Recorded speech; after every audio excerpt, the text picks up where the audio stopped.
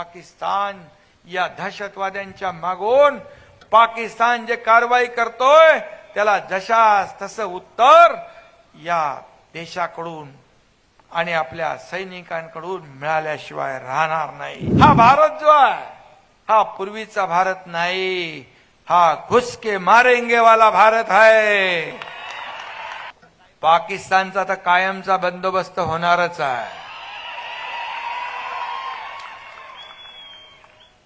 कारण ज्या दिवशी पहलगाम या ठिकाणी बेकसूर निरपराध या नागरिकांना गोळ्या घालण्याचं काम पाप केलं, माणुसकीला काळीमा फासण्याचं, तेव्हापासून या देशातला नागरिक संताप चीड व्यक्त करतोय।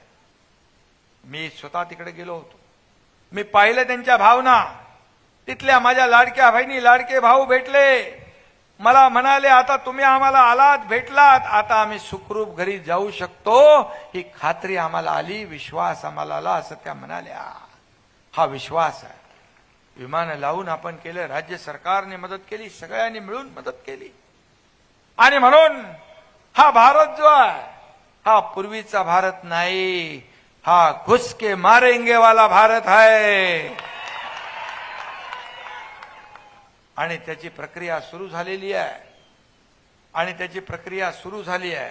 आणि म्हणून या देशाचे आदरणीय प्रधानमंत्री नरेंद्र मोदीजी यांना देशवासियांच्या भावना कळतात। त्यांनी तात्काळ गृहमंत्री संरक्षण मंत्री यांना काश्मीरमध्ये पाठवलं, स्वतः परदेशातला दौरा रद्द केला, आणि या सगळ्या ज्या काही पाकिस्तान या दहशतवाद्यांच्या मागून पाकिस्तान जे कारवाई करतोय त्याला जशास तसं उत्तर या देशाकडून आणि आपल्या सैनिकांकडून मिळाल्याशिवाय राहणार नाही।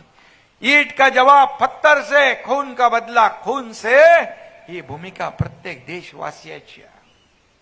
पूर्वीचं सरकार नाही, पूर्वी आपल्या सैनिकांच्या माना कापून घेऊन पाकिस्तान मध्ये गेलेले उदाहरणं आपण पाहिली आहे, परंतु आताचा भारत हा देशवासियांच्या जे बलिदान आहे ते व्यर्थ जाऊ देणार नाही, हा विश्वास आपल्याला आहे।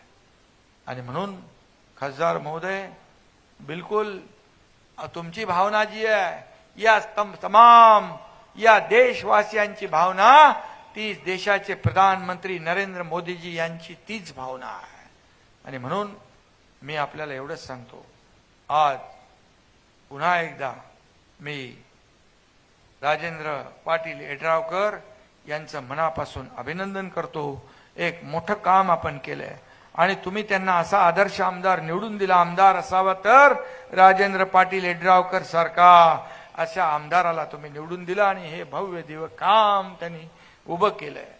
वाढदिवस साजरा लोक सगळे मनोरंजनाचा कार्यक्रम करून करतात, परंतु वाढदिवसाचा कार्यक्रम छत्रपती शिवाजी महाराजांचा अश्वारूढ पुतळा उभा करून त्यांनी वाढदिवस साजरा केलाय, यातच सगळं आलंय।